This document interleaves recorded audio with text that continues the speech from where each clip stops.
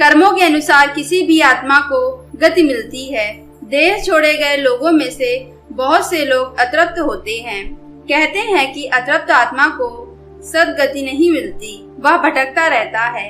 दोस्तों, आज के इस वीडियो में हम आपको बताएंगे पितरों के अतृप्त रहने के 5 कारण। इच्छाओं का रह जाना। व्यक्ति किसी भी उम्र या अवस्था में मरा हो, उसकी इच्छाएं यदि बलवती हैं, तो वह अपनी इच्छाओं को लेकर मृत्यु के बाद भी दुखी ही रहेगा और मुक्त नहीं हो पाएगा। यही अतृप्तता है। यह कोई नहीं समझता है कि इच्छाओं का कोई अंत नहीं। जो व्यक्ति भूखा प्यासा, विरक्त, राग, क्रोध, द्वेष, लोभ, वासना आदि इच्छाएं या भावनाएं लेकर मरा है, अवश्य ही वह अतृप्त होकर भटकता रहेगा। सभी को गीता का 6वां व 7वां अध्याय पढ़ना चाहिए। अकाल मृत्यु। अकाल का अर्थ होता है असमय मर जाना, पूरी उम्र जिए बगैर मर जाना, अर्थात जिन्होंने आत्महत्या की है या किसी बीमारी या दुर्घटना में मारा गया है।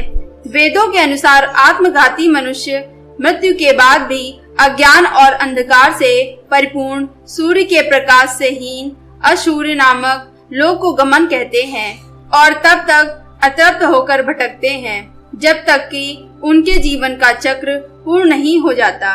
बुरे लोग। हर कोई अपनी जिंदगी में अनजाने में अपराध या बुरे कर्म करता है, लेकिन वे लोग सचमुच में बुरे हैं जो जानबूझकर किसी की हत्या करते हैं, हर समय किसी न किसी का अहित करते हैं या किसी भी निर्दोष मनुष्य या प्राणियों को सताते हैं। चोर, डकैत, अपराधी, धूर्त, क्रोधी, कामी आदि लोग मरने के बाद बहुत ज्यादा दुख और संकट में रहते हैं। ज्ञान शून्य लोग।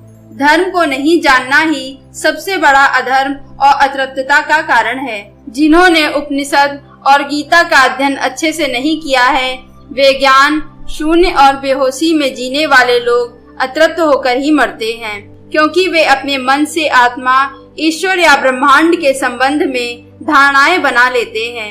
ऐसे लोगों की भी कर्म गति तय करती है कि वे किस तरह का जन्म लेंगे, लेकिन इनमें जो अज्ञानी भक्त हैं, वे बचे रहते हैं। गलत धारणा या मान्यता। शास्त्र कहते हैं कि इनमें कोई फर्क नहीं पड़ता कि आप क्या सोचते हैं, क्या समझते हैं, क्या बोलते हैं और क्या सुनते हैं। फर्क इससे पड़ता है कि आप क्या करते हैं, क्या मानते हैं और क्या धारणा पालते हैं, क्योंकि यह चित्त का हिस्सा बन जाती है जो कि आपकी गति तय करती है। यदि आपने यह पक्का मान रखा है कि मरने के बाद व्यक्ति को चिर निद्रा में सोना है, तो आपके साथ ऐसा ही होगा।